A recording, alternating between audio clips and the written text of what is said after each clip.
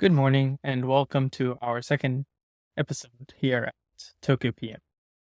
So, one thing I wanted to try to discuss today is why are we making this YouTube series? Specifically, why am I trying to put together a series of videos that will allow you, the audience, and people who attend our monthly product and Tokyo events to have a better understanding of what it is that I do?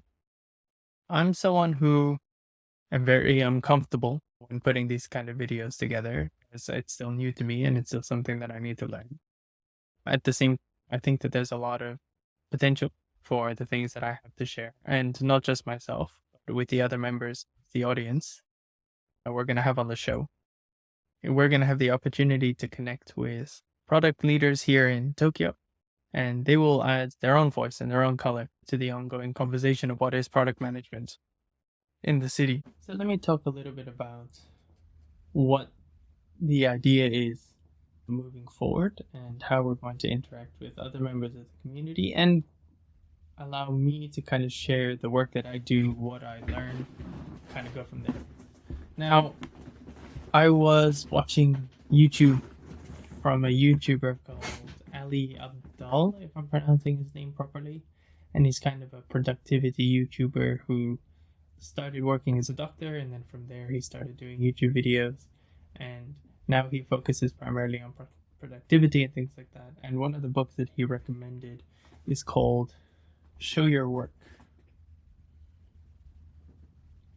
And Show Your Work is a book by Austin Kleon, if I'm pronouncing that properly. And it's an interesting premise that helped motivate me to start this show. The premise of Show Your Work is not a form of self broadcasting or self promotion, but it's more, you learn from other people, you then take what other people have made and you add to it a little bit, and by then taking that and sharing it, you're adding to the conversation. And when you add to the conversation, then those around you, either those that you learn from, can go, oh, it's cool that you used my work in that way, or those that then learn from you, they can say, seeing this work, like seeing the work that I have produced, they can then go on and learn something new and then generate works of themselves. And so he goes through the book. He himself, my understanding, is an artist, but he's written a couple of books. I think his more famous one is Steal Like an Artist, which is saying, how to get ideas from other artists. But in this case, what I admire is that actually it's there on the front, Steal Like an Artist.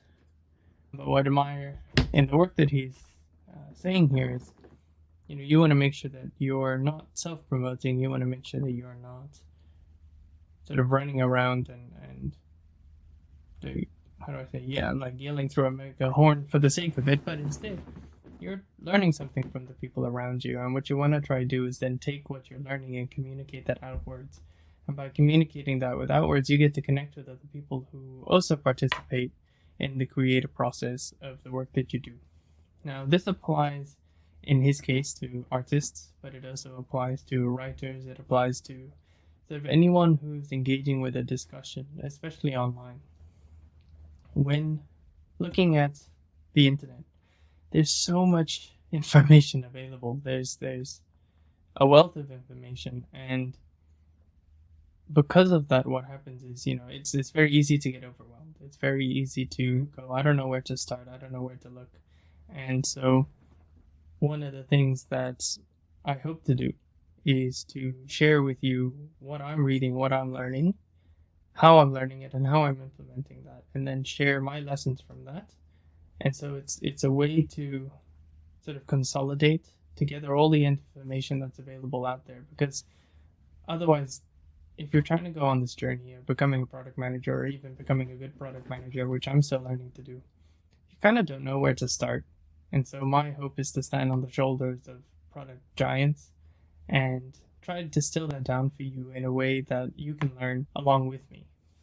His work is incredible, but this also applies not only in a self-driving or entrepreneurial sense, but also in work when you're in the office.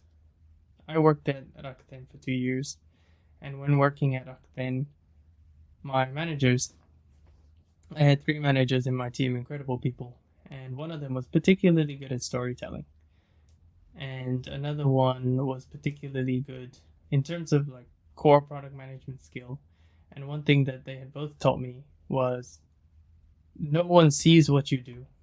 And as a product manager, that's not very good, because as a product manager, you are the representative of your team. You're the one who's communicating for your team. And so it becomes a core skill to be able to say, this is the work that we're doing.